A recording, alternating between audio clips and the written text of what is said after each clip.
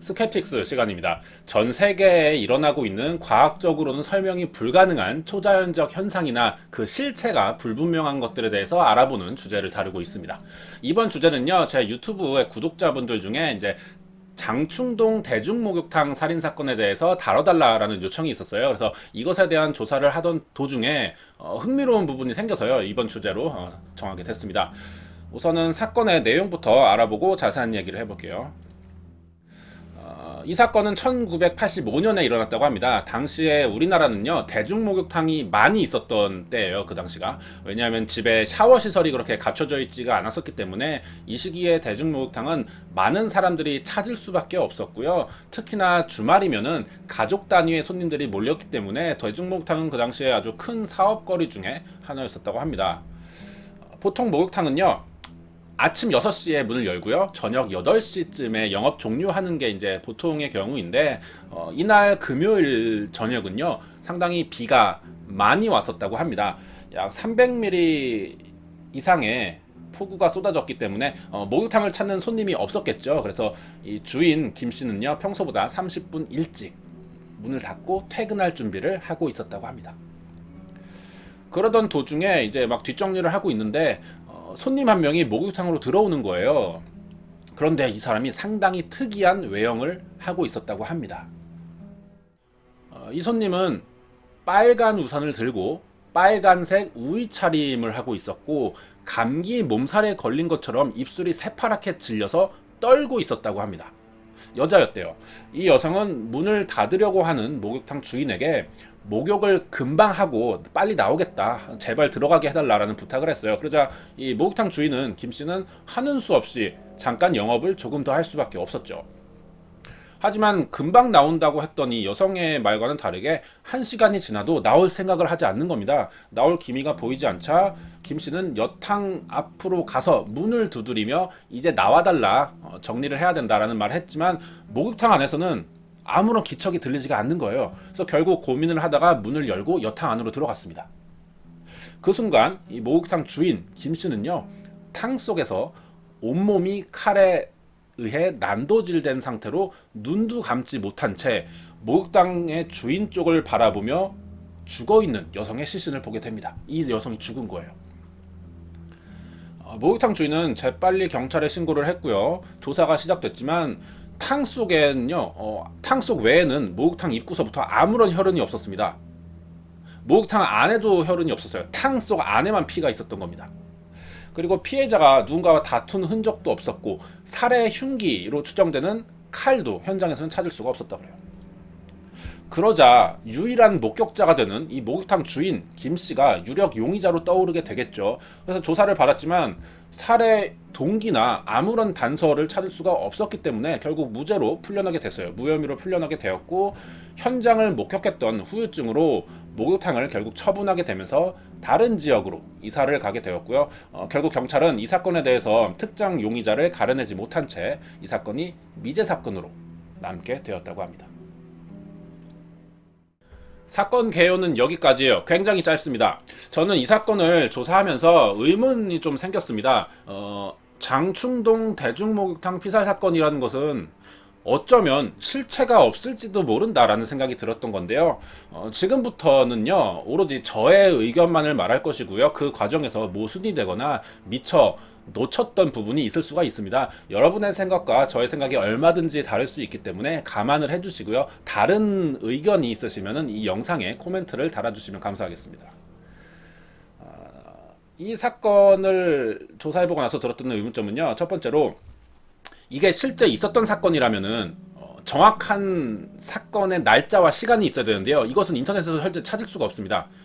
1985년이라는 것 외에 금요일이라는 날짜는 있지만요, 몇 월, 며칠, 몇 시에 대한 거는 기록이 전혀 없습니다. 이게 사건이었다면은, 분명히 경찰 조사가 있었다면은 기록으로 남아 있어야 돼요. 근데 이 시간이나 날짜에 대한 기록이 없다는 거죠. 그래서 그나마 이 내용만 가지고 사건의 날짜를 생각해 보자면은 폭우가 쏟아졌다라는 이야기가 있어요. 그렇다면 뭐 여름 장마철일 가능성이 높습니다. 6월, 7월, 8월 중에 하나일 거예요. 하지만 기상청에 들어가서요, 당시 1985년 6월, 7월, 8월에 날씨 기록을 보자니 1985년 금요일입니다. 전부 빨간 줄 쳐진 부분이 300mm 이상의 폭우가 쏟아졌던 적은 한 차례도 없었습니다. 기상청 기록이에요. 여러분 들어가시면 확인할 수 있습니다. 뭐 기상청에서 혹시나 착오가 있어서 실제로 300mm 이상의 비가 그날 왔었다라고 가정을 해도 성인이 비를 맞아서 추위에 입술이 파래질 정도로 떤다는 것은요, 저체온증을 사실 의심해 봐야 하는 상황이거든요.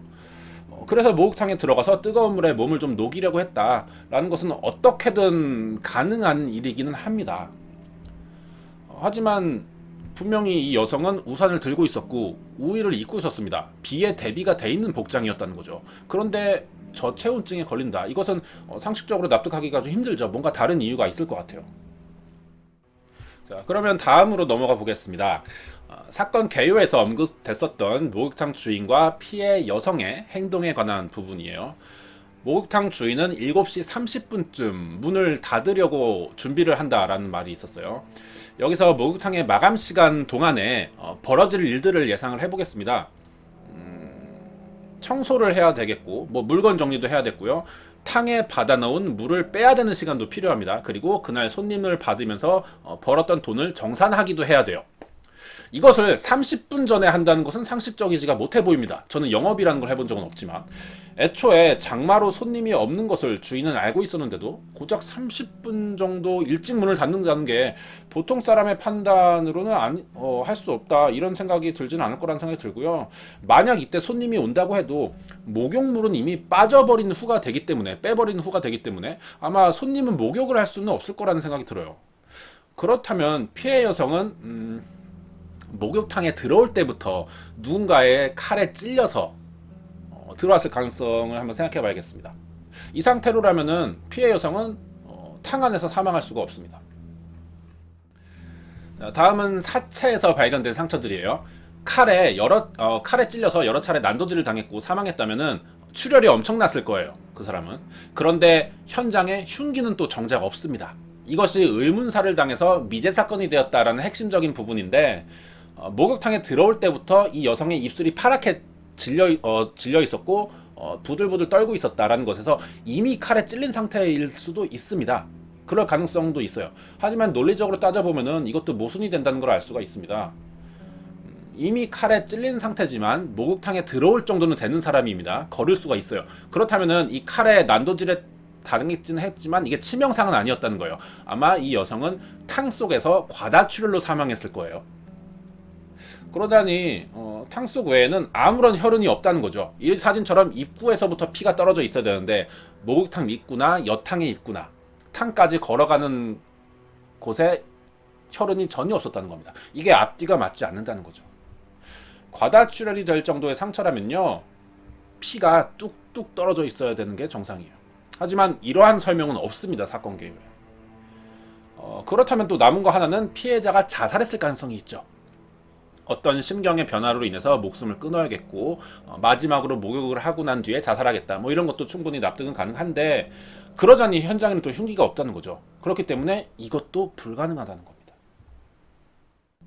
아주 적은 가능성으로요, 경찰이 미처 밝혀내지 못한 방법을 통해서 이것들이 가능할 수는 있다라고 가정을 해보자면, 그러면은 유력한 용의자는 목욕탕 주인이던 김씨가 되겠죠. 하지만 김씨에게는 살해 동기가 없습니다.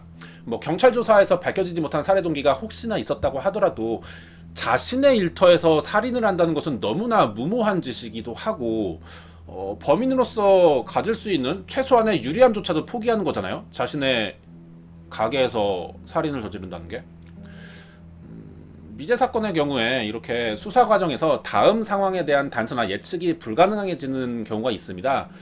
근데 이 사건 같은 경우는요, 가정에 따른 반박을 너무나 명확하게 할 수가 있기 때문에 이 사건에 대해서 그 어떤 상황들을 고려하더라도 어떤 식으로든지 성립되지 않는 사건이라고 저는 보고 있습니다. 마지막으로 구글에서 장충동 대중목욕탕 살인사건을 검색해본 결과 블로그나 커뮤니티 사이트에서는요, 이 사건이 많이 퍼져 있고 알려져 있기도 합니다. 하지만 정작 뉴스에서는요, 이런 기사를 전혀 찾을 수가 없어요. 단 한 건의 기사도 올라와 있지가 않습니다. 이런 것으로 봤을 때 이 사건은 실체가 없는 사건으로 사람들에 의해서 만들어지고 재미로 퍼졌을 가능성이 매우 높다라고 제가 생각을 하고 있고요.